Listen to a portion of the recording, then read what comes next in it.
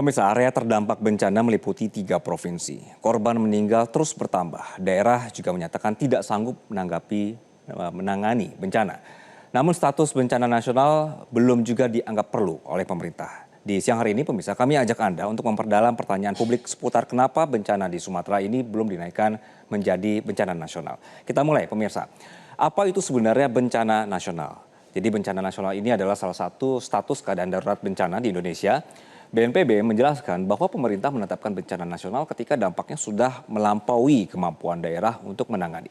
Pemerintah mengambil keputusan berdasarkan rekomendasi dari Lembaga Penanggulangan Bencana BPBD di daerah, kemudian BNPB di tingkat pusat. Pemerintah bisa menetapkan status darurat sejak fase misalnya adalah status keadaan darurat bencananya sudah atau suatu keadaan darurat bencana yang ditetapkan oleh pemerintah dalam jangka waktu tertentu atau juga fase di mana daerah ini kemudian menganggap perlu bantuan dari provinsi dan juga pusat. Dengan status bencana nasional, pemerintah ini menggerakkan sumber daya nasional untuk penyelamatan, kemudian juga evakuasi dan pemulihan wilayah terdampak. Indonesia pernah menetapkan bencana nasional untuk gempa dan tsunami Flores di tahun 1992. Lalu gempa dan tsunami Aceh di 2004 dan pandemi COVID-19. Lalu sebenarnya apa sih syarat kondisi untuk bisa menaikkan status bencana menjadi bencana nasional? Kita bergeser, pemirsa. Indonesia mengatur status bencana secara resmi melalui Undang-Undang Nomor 24 Tahun 2007 tentang penanggulangan bencana dalam pasal 7 ayat 1 huruf C. Jadi undang-undang ini memberikan wewenang kepada daerah atau kepada pemerintah untuk menetapkan status dan tingkatan bencana baik nasional maupun daerah. Pasal 7 ayat 2 ini yang kemudian akan kami tampilkan di sini, pemirsa, yang Anda saksikan. Ini menjelaskan indikator yang digunakan pemerintah dalam menentukan tingkat bencana tersebut.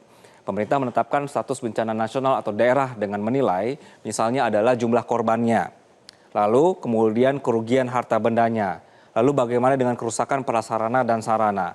Lalu indikator lainnya adalah cakupan luas wilayah yang terkena bencana seperti apa. Dan dampak sosial ekonomi yang kemudian ditimbulkan itu bagaimana. Dalam menghadapi bencana, kita semua akan melihat seberapa cepat kemudian daerah terlihat kewalahan menghadapi situasi. Karena pada titik ini pemerintah pusat wajib turun tangan sebelum keadaan semakin memburuk.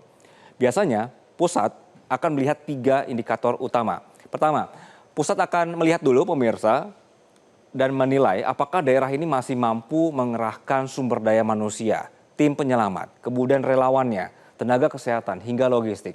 Kalau jumlah personil di lapangan sudah tidak sebanding dengan skala bencana, ini menjadi tanda awal kapasitas daerah mulai kolaps. Di sini pemerintah pusat harus mulai masuk untuk memperkuat. Di poin kedua, pemirsa, bahwa pusat akan menilai apakah sistem komando darurat daerah ini masih berjalan efektif. Tanpa komando yang solid, evakuasi melambat, distribusi bantuan terhambat, dan data korban tidak jelas. Kalau jalur komando mulai tidak terkendali, pusat perlu segera mengambil alih koordinasi yang lebih besar. Di poin ketiga, pemirsa, indikator bencana nasional, bahwa pusat melihat apakah daerah ini masih mampu menjalankan penanganan darurat tahap awal penyelamatan, lalu evakuasi, dan perlindungan warga terancam, dan juga pemenuhan kebutuhan dasar pengungsi. Begitu indikator ini menunjukkan daerah tidak lagi mampu menahan beban, pemerintah pusat tidak boleh menunggu laporan selesai, mereka harus bertindak cepat untuk mencegah korban dan kerusakan bertambah. Jadi, penetapan bencana nasional, pemirsa, ini bukan sekedar naik status, tapi ini juga adalah tanda bahwa negara turun tangan penuh saat daerah sudah mencapai batas kemampuannya. Kita lanjutkan, yang berwenang menetapkan status bencana nasional di Indonesia hanyalah Presiden. Ini bukan pendapat satu lembaga saja, tapi ditegaskan dalam aturan resmi dan juga praktik di lapangan. Contoh paling jelas adalah ketika pandemi COVID-19 terjadi. Presiden menetapkan COVID-19 sebagai bencana nasional lewat Kepres, dan setelah itu seluruh sumber daya negara bisa dimobilisasi secara penuh. Media juga memperkuat narasi ini, status bencana di tingkat provinsi ditetapkan gubernur, di kabupaten atau kota oleh bupati atau wali kota. Tapi kalau sudah menyangkut skala nasional, presidenlah yang kemudian memutuskan. Sekarang kita bicara tahapannya, pemirsa. Ini yang Anda saksikan adalah prosedurnya. Ketika penanganan darurat bencana sudah melampaui kapasitas pemerintah provinsi, gubernur bisa langsung mengirimkan surat pernyataan ketidakmampuan kepada presiden. Bersama dengan ini, gubernur juga mengajukan permohonan agar status darurat di wilayahnya ditingkatkan menjadi bencana nasional.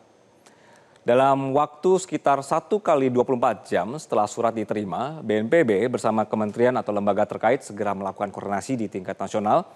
Dari rapat ini, pemirsa, mereka akan mengeluarkan rekomendasi apakah situasinya perlu dinaikkan menjadi status bencana nasional atau masih bisa ditangani dengan dukungan pusat tanpa perubahan status. Kalau rekomendasinya menyatakan perlu meningkatkan status, maka Presiden segera menetapkan status bencana nasional. Setelah keputusan ini terbit, BNPB dan kementerian atau lembaga terkait ini bisa langsung mengambil tindakan penanganan darurat secara lebih luas dan juga terkoordinasi. Namun, jika rekomendasinya ternyata menunjukkan bahwa kondisi ini belum memenuhi syarat sebagai bencana nasional, pusat tetap memberikan dukungan. Nah, gubernur akan memberikan atau juga menerima pemberitahuan bahwa pemerintah pusat akan melakukan pendampingan intensif dalam penyelenggaraan penanganan darurat bencana di daerah.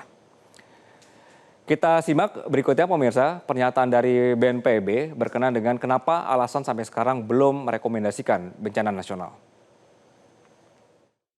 Kita bicara dari sumber daya yang dilakukan sekarang memang dari pusat sudah melakukan secara full all out begitu untuk melakukan tugas-tugas pendampingan support untuk sampai ke provinsi dan kabupaten kota. Dan oleh karena itu diperlukan kaji cepat untuk melihat dampak kerusakan, dan dampak kerusakan itu kemudian naik ke provinsi, dan provinsi pun kalau misalnya sudah menyerah ataupun menyerahkannya kepada pusat, itu juga harus dilakukan kaji cepat yang dari kementerian lembaga terkait untuk melihat apakah status bencana sudah bisa dinaikkan atau tidak. Namun sampai dengan saat ini, ketika kita melihat kondisi lapangan, itulah yang kemudian pembicaraan antara kementerian terkait dan juga BNPB sebagai secara undang-undang melakukan komando dalam tanggap darurat, kita melihat bahwa ini belum sampai. Jelajahi cara baru mendapatkan informasi. Download Metro TV Extend sekarang.